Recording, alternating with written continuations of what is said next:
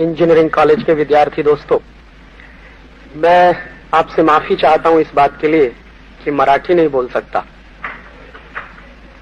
इसलिए मैं मेरी बात हिंदी में कहूंगा और अंग्रेजी में बोलना नहीं चाहता। बहुत साल अंग्रेजी बोलता रहा, अंग्रेजी में पढ़ता रहा, लिखता रहा, लेकिन अब कुछ वर्षों से संकल्प लिया अंग्रेजी में काम नहीं करूंगा। उसके पीछे कारण क्या है? एक बार मैं एक कॉन्फ्रेंस में गया था एम्स्टर्डम, हॉलैंड में, तो वहां एक रिसर्च पेपर पढ़ने का मौका मिला मुझे। तो मैं मेरा रिसर्च पेपर जब पढ़ रहा था तो एक डच साइंटिस्ट ने खड़े होकर मुझसे पूछा कि आपके देश की नेशनल लैंग्वेज क्या है, राष्ट्रभाषा क्या है? तो मैंने कहा मेरे देश की भाषा हिंदी है। तो उसने कहा आप अपना रिसर्च पेपर हिंदी में क्यों नहीं पढ़ते? तो मैंने कहा मेरा रिसर्च पेपर अगर हिंदी में पढ़ूंगा तो आपको समझ में नहीं आएगा। तो उसने कहा आप हमारे समझने की चिंता क्यों करते? तो मैंने कहा क्यों? तो मैंने कहा आपसे पहले जो साइंटिस्ट आए रिसर्च पेपर पढ़ने के लिए, उनमें से कितने साइंटिस्टों ने अंग्रेजी में पेपर पढ़ा? तो मैं चुप हो गया, क्योंकि मुझसे पहले कुछ फ्रांसीसी वैज्ञानिक थे, उन्होंने फ्रेंच में पढ़ा था, और उससे पहले कुछ डच साइंटिस्ट थे, उन्होंने डच में पढ़ा था। एक जापानीज साइंटिस्ट आया था, उसने जापानीज में पढ़ा था। रूस का एक साइंटिस्ट था, उसने रशियन में पढ़ा था।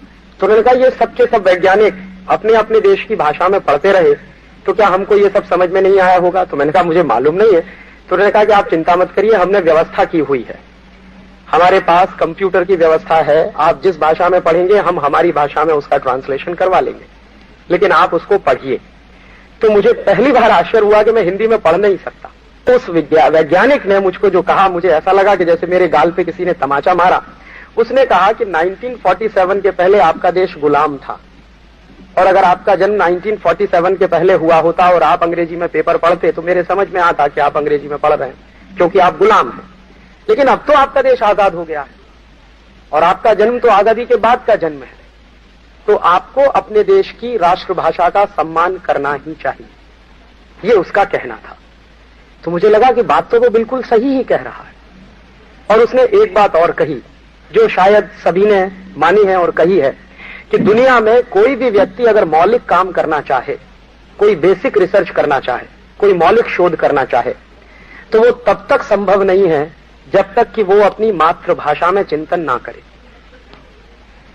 तो उसने मुझे एक नहीं 1001 वैज्ञानिकों के नाम गिनाना शुरू किया कि देखिए ये जितने वैज्ञानिक हुए जिन्होंने कभी कोई मौलिक शोध किया है, तो सबने अपनी मातृभाषा में किया है।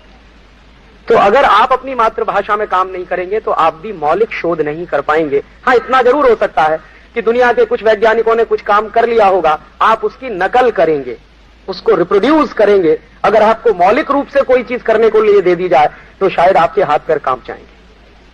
तो मुझे लगा कि बिल्कुल ठीक ही कहा उसने। और उसके बाद जो जापानीज हमारा कुलीग था, उससे मैंने पूछा था कि आपके देश में पढ़ाई कैसे करते हैं? तो उन्होंने कहा कि सब पढ़ाई जापानीज में होती है। तो मैंने कहा इंजीनियरिंग की पढ़ाई भी जापानीज में? हाँ बिल्कुल होती है। तो डॉक्टरी की पढ़ाई? हाँ वो भी होती है जापानीज। चार्टर्ड अकाउंटेंसी की पढ़ाई भी जापानीज में होती है, मैनेजमेंट की पढ़ाई भी जापानीज में होती है। तो बचपन से लेकर और उच्च शिक्षा तक सारी पढ़ाई जापानीज में होती है। तो मैंने कहा आपको कभी कष्ट नहीं होता? अंग्रेजी के जो टेक्निकल इश्यूज हैं उनको आप जापानीज में ट्रांसलेट करते हैं? उन्होंने कहा थोड़ा कष्ट होता है, लेकिन बाद में बहुत आसान हो जाता है। तो उसने जो एक दूसरी बात मुझसे कही वो ये कही कि भाषा का सवाल नहीं है, सवाल अपने राष्ट्र के सम्मान का है और अपने संकल्प का है। तो उस दिन से मुझे लगा कि मुझे भी अपने राष्ट्र का सम्मान करना ही चाहिए। उस दिन के बाद से मैंने दोस्तों ईमानदारी से आपसे कहूं हिंदी बोलना शुरू किया या सीखा, और अभी भी सीख रहा हूं। अभी भी मैं जब हिंदी बोलता हूं तो उसमें बहुत सारे शब्द अंग्रेजी के आ जाते हैं।